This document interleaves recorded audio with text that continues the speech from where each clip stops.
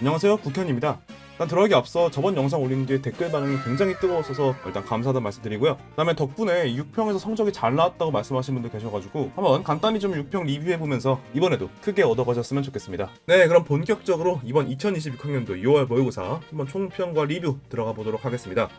전반적으로 그게 난이도가 높은 편은 아니었어요. 이번에 이제 등급컷에서도 보시겠지만 화작 같은 경우는 96점이고요. 그다음에 업무는 93점으로 상당히 높은 편에 속합니다. 그렇기 때문에 이제 한두 개의 실수 또는 시간 관리 미스 이런 것들이 성적을 많이 가르는 그런 시험이었다고 보시면 될 것 같고요.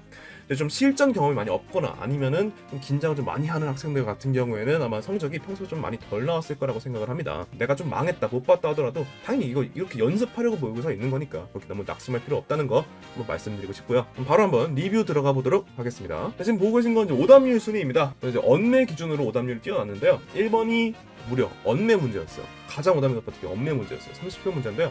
얘는 좀 이따가 볼 거고요. 그 다음으로 어렵던 지문이 바로 뒤에 나오는 16번과 그다음에 5등에 있는 17번 문제, 요 비문학 문제였습니다. 총 비문학 지문 3개가 등장했는데요. 첫 번째는 이제 임대 관련된 법 지문이랑 그다음에 이제 두 번째는 수소 분자 관련된 이제 화학 지문, 마지막으로 플루라디에 나오는 이제 정보 철학 지문이 이제 등장했었습니다. 그리고 이렇게 가장 높은 오답률을 기록한 지문은 바로 이제 플루라디의 정보 철학 지문이었고요. 특히나 이제 16번 문제 같은 경우에는 이번 시험 자체가 좀 평이한 난이도였음에도 불구하고 한 70% 가까운 굉장히 높은 오답률을 기록하고 있어가지고 한번 같이 들여다보면 좋을 것 같다는 생각이 들었습니다. 그래서 저희 정보 철학 지문, 저희 역설계 기법으로 간단히 한번 풀어보고 갈게요. 자, 그럼 가장 오답률이 높았던 지문 한번 살펴보겠습니다. 14번부터 17번 문제, 이제 플루리디의 정보 철학 문제인데요. 한번 우리 빠르게 스캔부터 들어가 볼 건데, 이 영상 처음 오신 분들은 이제 스캔이 뭔지 제가 지난 영상 지금 여기 링크 줄 테니까 보고 오시면 아마 이해가 될 거예요. 빠르게 그냥 한 30초에서 1분 내외로 지문을 쭉 훑고 그 상태로만 문제를 푸는 기법입니다. 역설 기법이죠. 해볼게요. 자, 인간 중심주의 나오고요, 그죠? 플루리 정보 철학에 네모쳐 있는 거 체크하고, 그 다음에 뭐 속성과 뭐 행위, 그죠? 나오고, 그 다음에 뭐 인포그 등장합니다. 그래서 뭐 상호 연결되었다 얘기를 하고, 이렇게 쭉 예시 나오니까 쭉 넘겨주고요. 그 다음에 뭐 있음 나오고요, 뭐 경험할 수 있다 나오고요. 그리고 경험주의라는 어떤 철학 사조가 등장을 하네요. 쭉 넘어가다가 뭐 어떤 권리를 지닌다, 그지? 어떤 권리를 지닌다라고 하고, 그러면서 뭐 생명 중심 윤리학 하면서 이제 칸트 윤리학 나오고요. 쭉 넘어가다 뭐 인공물 등장합니다. 다음 인포스피어가 나옵니다. 그러면서 뭐 추상화층이라는 새로운 개념이 등장하고요. 그리고 쭉 넘어가다 예시가 나오죠. 보죠. 예시가 쭉 촬영금 예시가 쭉 나오다가 그러면서 뭐 구성된 것이다 얘기 나오고, 그러면서 허구도 아니다, 뭐 허구 같은 키워드 등장하면서 뭐 인공지능, 비인간행위자 이런 것들이 등장합니다. 자, 뭐 엄청 빨랐죠, 그죠? 이 상태로 한번 바로 지문 들어가 볼게요. 자, 보시면 아시겠지만 제가 방금 체크한 것들은 제가 막 지문을 정독한 것이 아니라 실제로 문제 풀 때도 그렇고 여러분 연습할 때도 마찬가지가 됩니다.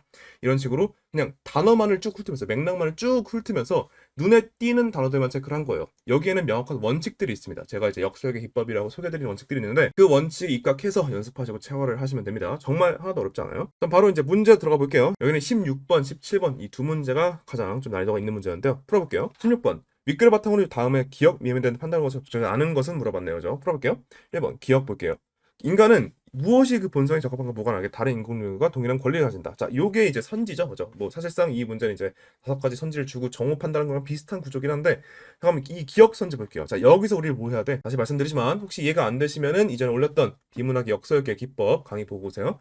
자, 여기서 그럼 추출을 어떤 걸로 해야 될까? 뭐가 있어? 일단 뭐 인공물도 있고, 그죠? 뭐 권리 같은 것도 있다, 그지? 저는 여기 이제 내용상 봤을 때 결국 권리를 가지느냐 못 가지느냐 요게 가장 중요한 내용이기 때문에 권리를 메인 키워드로 잡고요. 얘를 메인으로 잡고 얘를 갖다가 서브로 잡을 것 같습니다. 그래서 이제 권리 메인 키워드 잡고 들어가 볼게요. 자, 우리가 체크한 것 중에 권리 있었을까? 있죠, 그죠? 어디? 아, 이쪽 등장하네. 권리를 지는데 볼게요. 자, 인간을 비롯한 모든 인포그들은 동일한 권리는 아니지만 각자 본성이 적합한 방식으로 있을 나름의 권리가 가진다고 플루이드는 주장한다라고 했습니다. 자, 봐봐. 일단은 비슷한 내용이 맞는 것 같아요, 그치? 근데 뭐가 달라 지금? 여기는 하나는 인공물이 있냐 없냐, 그치? 다시 말해봐. 여기는 지금 뭐라 했어? 얘는 인공물이라고 했고, 그죠? 여기선 인공물이 아니라 뭐 인포그라는 게 나온다, 그치? 자, 우리는 스캔만 했기 때문에 인포그가 뭔지 정확히 몰라요. 자, 그럼 우리 어떻게 해야 돼? 그냥 괜찮아. 뇌 비우고 원칙상 가보는 거야. 이 위아래에서 그러면 뭘 찾으면 돼? 이제 서브 키워드인 인공물을 찾아보면 되겠다. 그죠? 자, 위아래 찾아볼게요. 바로 보이죠? 인공물. 체크했었는 우리가. 어때요? 그래서 뭐래요? 뭐 생명준 윤리학이라든지 칸트 윤리학 같은 데서는 인공물을 제외하지만 플로리디는 인공물로 범위를 확장하였대. 그럼 이게 뭐에 해당하는 말일까? 바로 위에 나오는 게 뭐야? 아, 인포그 얘기겠다. 그지? 당연히 지금 인포그 얘기하고 있으니까 아, 인포그의 범위가 어떻게 확장되냐 이 얘기겠다. 자, 그렇죠? 그럼 봐봐. 오케이, 그러면은 인공물은 우리가 이 선지에서는 일단은 플로리디 입장에서는 이게 인포그에 속하는 존재들이겠다. 그렇죠? 자, 그럼 어때요? 인포그들은 동일한 권리는 아니지만 뭐라고? 인간과 동일한 권리는 아니지만 적합한 방식으로 있을 나름의 권리를 지닌대. 자, 기억 다시 볼까요? 인간은 무엇이 그 보상에 적합한지 무관하게 다른 인공물과 동일한 권리가 가진대. 동일하대요, 안 동일하대요? 안 동일하대요. 정답 몇 번? 1번이네요. 왜? 기억은 뭐니까 이 내용은 플로이드의 주장과 상충하지 않는다가 아니라 뭐야? 정확히 정반대로 상충하고 있네요. 정답 몇 번? 1번 고르면 되는 아주 간단한 문제였습니다. 자, 이 문제가 오답률 한 70%가 나왔다는 거는 사실상 제 생각에는 많은 분들이 좀 시간 부족에 쫓겼거나 아니면은 좀 바쁜 와중에 이 동일한 권리라는 요 이제 그 단어가 나오는 것만 보고 아마 판단한 게 아닐까 이렇게 생각하긴 하는데 일단은 이 문제는 우리 역수적 기법으로 푼다면 뭐 헷갈릴 일도 전혀 없고요. 그냥 바로 한 뭐 30초에서 1분 사이로 그냥 바로 답이 나오는 아주 간단한 문제였습니다. 다음 10초 볼게요. 자, 이제 3점짜리 문제죠. 요거는 좀 복잡해 보이는 좀 어려워 보이는 문제인데 자, 이것도 마찬가지로 한번 그대로 들어가 보겠습니다. 자, 우리 이런 보기 문제 같은 경우에는 봐봐요. 이 보기가 어떤 구조인지 먼저 좀 한번 파악을 해봐야 돼. 이거죠. 여기 나온 보기가 우리에게 새로운 정보를 전달해 주는 것인지 아니면 뭐 어떤 예시를 전달하는 것인지 그걸 좀 잘 파악을 해야겠죠. 볼게요. 한번 내용을 살펴봅시다. 학생이 뭐 선생님의 강연을 이제 선생님 누굴까? 아, 플로리디겠네. 이제 플로리디한테 선생님의 강연을 칸트와 비교를 듣고 어쩌죠 이제 뭐 이제 어떤 뭐 시스템에 대해서 질문을 했대요. 자, 요것에 대해서 지금 한번 질문하는 것 같아요. 이제 플로리디가 해서 얘기해 주네. 뭐 이러이러합니다라고 얘기해 주고 학생이 아, 선생님께서는 뭐라고 보시는군요라고 했습니다. 자, 이거 뭐예요? 명백하게 새로운 정보를 제공해 주고 있는 그러한 보기 뜻다. 그죠?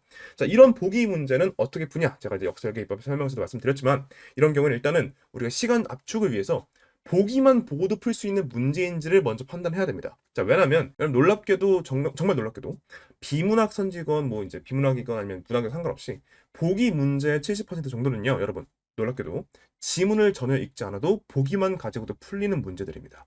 그리고 아마 이 문제도 그럴 거예요. 왜냐면은 새롭게 정보를 제시하는 문제는요, 뭐 둘 중 하나지. 첫 번째는 이게 뭐 틀린 거 고르는 것 같은 경우에는 보기에서 틀렸거나 아니면 지문에서 틀렸거나 둘 중 하나인데 뭐 보기에서 틀렸을 가능성이 상당히 높거든요. 왜냐면 이런 문제들은 대부분 이제 보기를 알아야지만 풀 수가 있는 문제이기 때문에 따라서 이런 문제를 풀 때는 1차적으로 그냥 바로 지문 돌아가는 게 아니라 선지를 읽고 나서 그래서 보기에서 먼저 보기 바로 위에 있으니까죠. 보기에서 검증할 수 있는 걸 먼저 검증해보고 그다음 지문 돌아가는 게 훨씬 더 효율적입니다.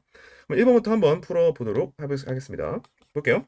자, 1번 봅시다. 뭐 여기 내용은 뭐 지금 뭐 굳이 읽을 필요 없어. 뭐 근데 읽고 싶으면 읽어도 되긴 하는데 뭐 짧으니까. 그래도 일단 그냥 바로 스킵하고 들어가도 괜찮습니다. 1번 볼게요. ATCS는 호모 포이에티쿠스에 속하지 않으며 칸트 윤리학에서 도덕행위자로서의 지위가 인정을 갖지 않는다고 보시는군요라고 했어요. 봐봐요. 학생이 지금 말한 거지, 그치? 자, 요거라고 보시는 이 내용을 지금 뭐가 학생이 요약을 하고 있는 거겠다. 맞죠? 그러면 뭐야? 아, 우리가 뭘 먼저 봐야 될까? 당연히 지문이 아니라 얘를 봐야겠다, 그치? 자, 지금 학생이 주장하는 바는 어떤 겁니까? 자, AITCS는 호모포이에티쿠스에 속하지 않는다가 첫 번째, 그죠? 두 번째, 칸트 윤리학에서 도덕 행위자로서의 지위가 인정을 갖지 않는다라고 했습니다. 자, 호모포이에티쿠스 찾아볼게요. 호모포이에티쿠스. 어디 있습니까? 보이죠? 봐봐. 여기 등장하죠? 뭐래요, 지금? 인포스피어의 책임 있는 관리자로서의 인간을 이거라 부릅니다라고 했어요. 그렇죠? 자, 이건 인간이에요, 아니에요? 인간이 아니네, 그지? 뭐 책임 같은 것도 우리가 검증할 수 있겠지만 딱 봐도 그냥 인간이 아니잖아, 그지? 그럼 애초에 뭐야? 이거는 속하지 않으면 앞부분은 맞겠다. 그렇죠? 뒷부분 볼게요. 칸트 윤리학에서 도덕행위자로서의 지위가 인정을 갖지 않는다. 자, 도덕행위자로서의 지위 어디서? 칸트 윤리학에서. 자, 이 내용 어디 나오는지 볼게요. 바로 보이죠? 나는 칸트와 달리 하면서 이제 칸트에 따르면 이렇게 말했습니다. 봐봐요. 칸트와 달리 나는 그 시스템이 도덕행위정에 포함된다라고 했어요. 그럼 뭐야? 칸트에게는 이게 뭐야? 칸트 윤리학에서는 포함되는 거 안 되는 거야? 포함이 안 되겠다. 어떤 거야? 도덕행위자에. 그럼 어때요? 얘도 맞고 얘도 맞으니까 1번은 올바른 선지겠다. 간단하죠? 2번 볼게요. 칸트와는 대조적으로 칸트와 달리 자유의지를 지니지 않는 비인간 행위자인 AITCS에게는 교통혼란에 대한 책임을 지을 수 없다고 보시는군요 라고 했습니다. 볼까요? 자, 지금 중요한 거 뭐야? 이 내용은 뭐 알겠는데 칸트와는 대조적으로래. 그치? 이 말은 뭐야? 칸트는 이렇게 생각하지 않는다는 얘기죠. 그죠? 다시 말해서 칸트는 이거와 정반대로 생각하고 있다는 게 대조일 거 아니야. 일단 칸트는 요것들이 도덕 행위자에 포함되지 않는다라는 게 입장인 거고요. 그죠? 그 위에 한 번 더 나오죠. 칸트는 뭐라고? 칸트에 따르면 자유의지가 있을 때 행위에 대해 도덕 책임을 질 수 있다라고 했어요. 그죠? 그리고 그 시스템은 혼란에 대한 책임을 질 수는 없다라고 말했어요. 자, 그럼 칸트 입장에서는 당연히 여기 그대로 나온 거야, 이제. 당연히 교통에 대한 책임을 지울 수가 없겠죠. 왜? 얘는 지금 뭐라고 했으니까. 어떤 거니까? 인공지능 교통통제 시스템이라고 했으니까. 어때요? 2번은 칸트는 대조적으로 라고 했는데 맞아요? 아니지. 칸트도 마찬가지로 책임을 지울 수 없다고 보는 입장이겠네. 그죠? 여기 근거가 정확히 명시되고 있겠네. 자, 17번 같은 문제는 여러분 이런 식으로 지문 돌아가서 막 키워드 매칭하지 않고도 이렇게 정말 간단하게 보기만으로 풀린 문제가 상당히 많아요. 가지고 보기 문제 나왔다 하면요. 이런 식으로 이제 새로운 정보를 제공하는 보기 문제라면 반드시 지문 돌아가기 전에 먼저 보기에서 그냥 빠르게 검증할 수 있는 것부터 검증해보고 문제를 푸시면 정말 더 수월하게 답을 찾으실 수 있을 겁니다. 정답 몇 번? 2번 그러면 되는 간단한 문제였네요. 다음으로 이제 이렇게 엄매죠. 이게 37번 문제가 이번에 오답률 1위였어요. 화작은 아까 봤던 그 16번 문제가 1위 문제였는데 이제 엄매 선택하신 분들 같은 경우에는 엄매에서 37번 문제가 굉장히 어려운 문제로 손꼽혔습니다. 그러니까 요게 어려운 이유는 딱 한 가지였던 것 같아요. 뭐 다른 엄매 공부를 하신 분들이라면 뭐 피동전미사, 뭐 안긴 문장, 아는 문장 이 정도는 구분할 수 있을 거라 생각하는데 본 용언과 보조 용언의 결합 요것 때문에 아마 헷갈렸을 것 같아요. 뭐 다른 건 됐고 여기 2번 선지, 5번 선지 두 개가 가장 헷갈렸을 것 같습니다. 자, 한번 좀 설명을 드려볼게요. 자, 여기 보면은 이제 기억, 니은, 디귿 이렇게 세 개가 있고요. 그죠? 그걸 가지고 이제 제시 문장을 주고 나서 수행 결과를 판단하는 그런 유형의 문제입니다. 자, 그래서 이제 핵심 쟁점은 무엇이냐? 봐봐요. 2번 같은 경우에는 기억은 실현되었지만 디귿은 실현되지 않았다라고 말을 했고요. 그죠? 한번 볼게요. 자, 기억은 뭡니까? 피동전미사 결합한 피동사. 그죠? 피동전미사가 써야 되는데 어떤 거? 이희리기죠. 이희리기. 그럼 이 문장 한번 볼게요. 자, 내 짝은 어제 졸업식장에 친구들과 추억이 담긴 사진을 모아왔다. 자, 여기서 이제 헷갈릴 수 있어. 헷갈릴 수 있는데 그런 경우는 어떻게 해? 일단 우리가 동사처럼 보이는 걸 일단 다 한번 뽑아보는 거야. 일단 기본적으로 뭐가 제일 유력할까? 당연히 서술어 있겠죠. 서술어. 자, 모아왔다. 자, 얘는 뭐야? 피동전미사가 있습니까? 없죠, 그죠? 얘는 없는 것 같아. 또 뭐가 있을까? 아, 여기 관용어가 있네. 그지? 관용사용 전성어 및 이은이 붙은 관용어가 있죠. 자, 요거 같은 경우에는 품사는 뭡니까? 잘 구분하셔야 돼요, 여러분. 관용어랑 관용어일지라도 이제 뭐 어떤 어미가 붙었냐에 따라서 품사는 형용사일 수도 있고 동사일 수도 있고 뭐 아니면 여러 가지 굉장히 다양한 것들이 있을 수 있어요. 그렇기 때문에 얘는 기본적으로 뭐야? 이게 기본형 뭐야? 담기다. 담기다 할 거 아니야. 이제 담기다. 담기다는 건 뭡니까? 담기는구나요? 담기구나요? 담기는구나죠. 담기는구나가 붙으면은 뭡니까? 동사입니다. 이제 동사 형사 구분하는 거 우리는 는구나 구나로 구분한다고 말씀드렸었어요. 볼게요. 그럼 담기다. 오케이. 일단 동사인 거는 파악을 했어. 그죠? 근데 얘가 그럼 피동사일까? 그럼 봐봐. 이일이기 중에 있어요, 지금? 있다. 그지? 피동 전미사 이일이기. 근데 얘가 피동이 맞는지 우리가 판단해 봐야 돼. 그지? 그럼 한번 얘를 빼볼게요. 그럼 뭐가 돼? 담다. 그죠? 담다가 담기다로 바뀌면 의미가 어떻게 변합니까? 내가 담는 거고, 그지? 내가 담기는 건 뭐야? 내가 담궈지는 거죠. 그죠? 내가 누군가에 의해서 담기는 거잖아. 정확히 피동이죠. 어때요? 얘는 정확히 피동 전미사 결합한 피동사가 맞습니다. 자, 그런데 이게 이제 여기까지 뭐 쉽게 풀었을 거야지. 그런데 헷갈리는 게 아마 이제 여기 디귿이었을 거예요. 디귿. 자, 본용은 보조용어이죠. 자, 여기 나오는 거 모아왔다. 자, 요거 볼게요. 모아왔다.